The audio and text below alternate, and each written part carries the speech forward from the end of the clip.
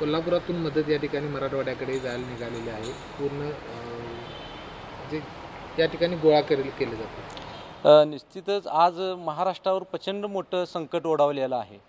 शेतकरी आज मरण यातना सोसतो आहे आणि भोगतो आहे. आणि आज मराठवाडा आणि विदर्भ हा प्रचंड पाण्याखाली पूर्ण गेलेला आहे. आणि कोल्हापूर जिल्हा कायमच दुसऱ्यांसाठी धावून जाणार आणि इथलं जे नेतृत्व आहे, बंटी साहेबांच्या सारखं नेतृत्व आहे, ते कायमच इतरांच्या मतीला कायमच धावून जाणारे आहेत. आणि म्हणून बंटी साहेबांनी जे आव्हान केलं की आपल्यावर वेळ आली होती त्यावेळी महाराष्ट्र धावून आला होता, आता महाराष्ट्राच्या मतीला कोल्हापूरकरवाल्यांनो पुढे या, ह्या आव्हानाला प्रतिसादच म्हणून आज आम्ही कोल्हापूर जिल्हा किसान काँग्रेसच्या वतीनं 1 क्विंटल तांदूळ आज या ठिकाणी आम्ही या मतीमध्ये छोटासा वाटा घेऊन आम्ही आज या ठिकाणी आलेलो आहे.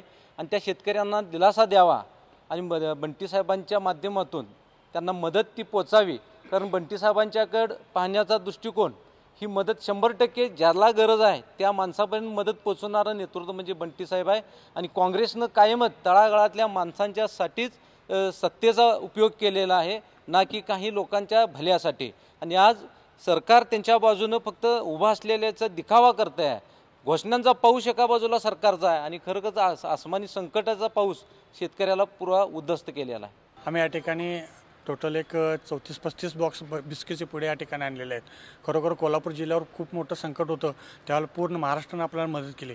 मी आता वैयक्तिक सांगतो की मी जाऊन मराठवाड्यावर मदत नाही करू शकत, पण आदरणीय बंटी पाटील साहेबांनी ही एक आम्हाला संधी उपलब्ध करून दिली. प्रत्येक कोल्हापूरला आवाहन केलेलं आहे की तुम्ही या ठिकाणी मदत आणून द्या. आणि ही मदत खरोखरच जी मराठवाड्यावर जी आपली परिस्थिती आल्या त्या परिस्थितीमध्ये कोल्हापूरकर निश्चितच त्यांना मदत करतील आणि ही मदत निश्चितपणे तिथं पोहोचेल आणि कोल्हापूर जिल्हा कुठं पाठीमागे पडणार नाही एवढंच मी म्हणतोय. आणि त्या पूरवाल्यांना सांगतोय की तुम्ही धीर सोडू नका, तुमच्या पाठीमागे कोल्हापूर जिल्ह्याने पूर्ण महाराष्ट्र तुमच्या पाठीमागे राहील.